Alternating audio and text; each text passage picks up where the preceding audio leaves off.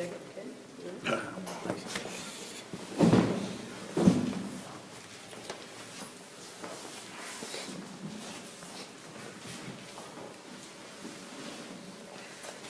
Thanks for waiting, guys. Thank you. Usually got away from you, Craig, as your execution of the community. Yeah, certainly the way we started the second half. You know, I thought we'd done a pretty good job in the first half to steady the ship after 10-0, you know, and get a couple of chances there just for half time. But you know, like I say, I thought we got ourselves back in the game really well. But the first 10-15 minutes of the second half was rubbish actually, and that's she's had a bad start like that, and very unenergetic, very unenthusiastic, and I think it's, you know, didn't get any better from there. So the second half was really poor, but certainly that first 10-15 minutes second half, that's where we put the 2 points on the silver plate and give it to them. Same as you, Ken. You think that first second half? Yeah, we just. I spoke to the boys after the game, and we weren't prepared to play a tough game tonight. I don't think.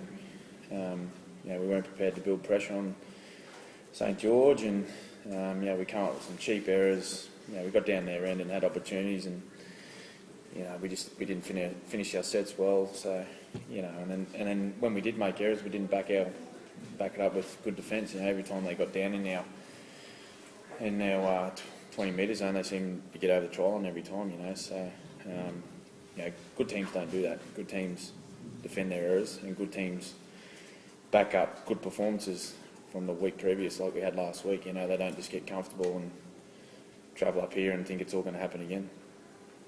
Craig, would you make it an instruction call for half time? Highly confused. You know, I can understand if Brian Norris scored the try and they went back to it and had a look at it. But how many times do you see that and you go, I've seen that. Well, I've seen that, I don't know how many times this year, and nothing's happened.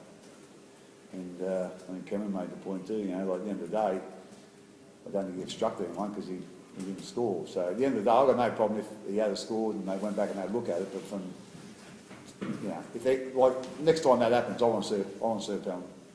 And next time, you know, the second time that happens, I want to see a penalty. Whether it's our game or someone else's game. But it won't. It's just it'll probably be a one-off. And again, as I said, we didn't deserve to win tonight, but you know, to me that was a ridiculous decision.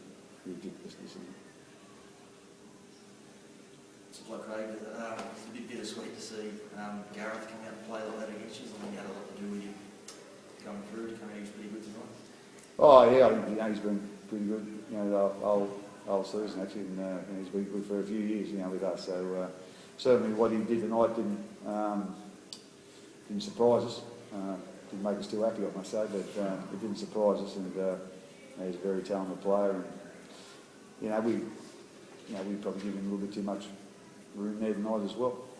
But that said, as I said, he's a very talented player, and you know, he's done a great job for us. There's certainly no hard feelings there, and you know, like I say, you know, St George have got a real good in there.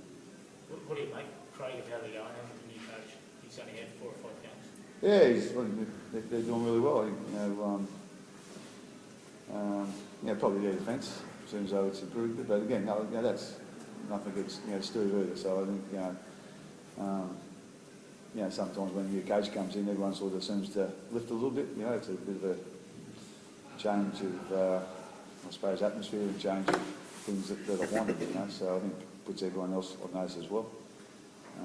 So yeah, like I say, I think they've been doing a pretty good job since since that's happened. But as I said, that's pretty common. But Cameron, how's keeper place? Do you expect him to get named tomorrow?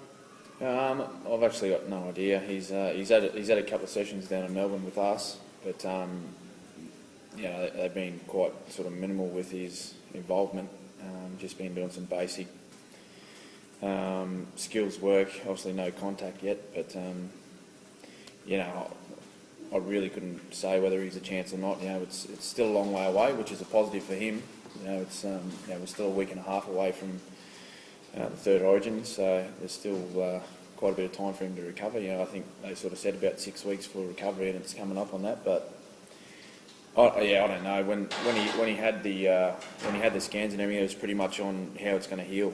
So I guess it's up to him to go and have another scan and see how the fracture's going. And really, if he can get through any sort of contact work, which I believe he hasn't done in Melbourne. I've only sort of come back from a 4-day break since last weekend. So look, if he's available, then that's great for us. But in saying that, if he's not, obviously we've still got some quality halves in the side at the moment. So we'll just have to.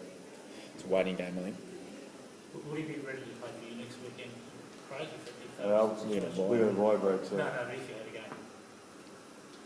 game. That's a good question. I don't know. As Cameron said, he's been doing some training. I think he's done a little bit of contact. It's been very light though.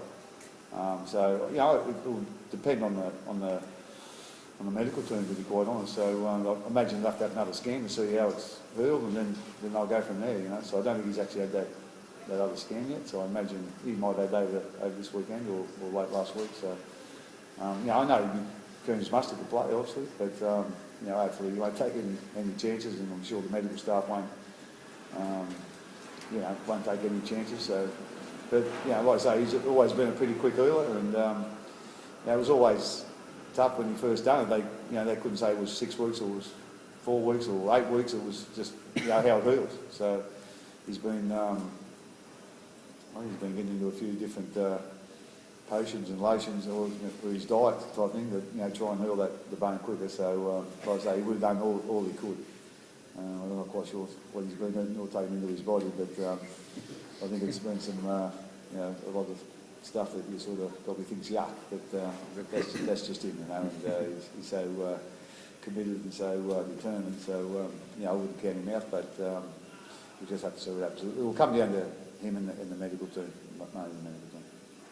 Chambers, Cameron, he had a good game out there tonight. Yeah.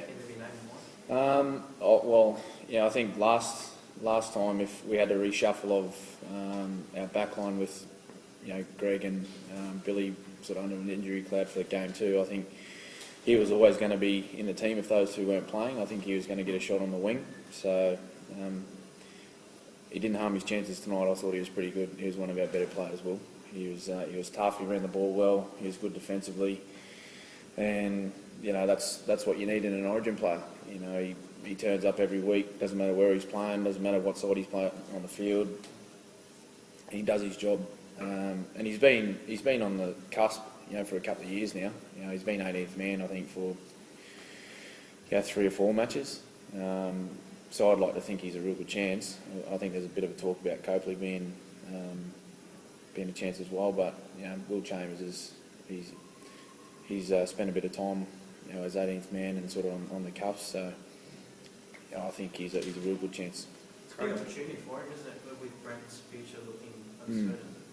Yeah, it is. It's a huge opportunity for him, and I think he's been really looking forward to the opportunity to play for Queensland. He's very passionate about the state of origin, and as you ask any footballer, their dream is to play state of origin, and he's done a lot of hard work to get there.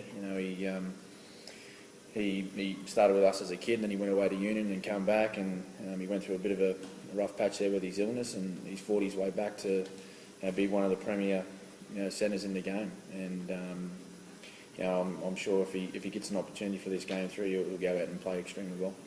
He's ready. He's ready. So, you guys were on the hunt for a 5'8" earlier in the year. Would the Storm consider a lifeline for Todd Carney next year? Oh, that's a pretty tough question. I think at the end of the day, I'd be surprised if the NRL allowed him to go to any other club at this stage. So,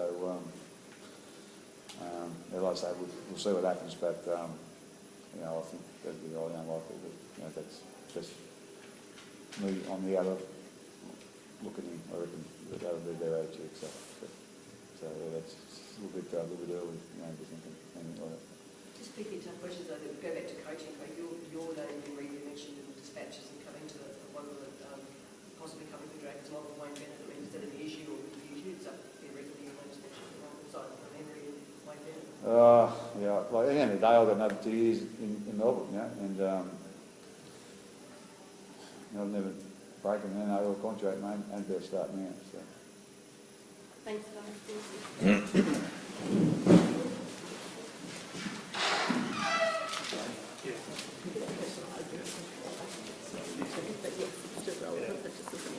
Thanks, Rob. Yeah.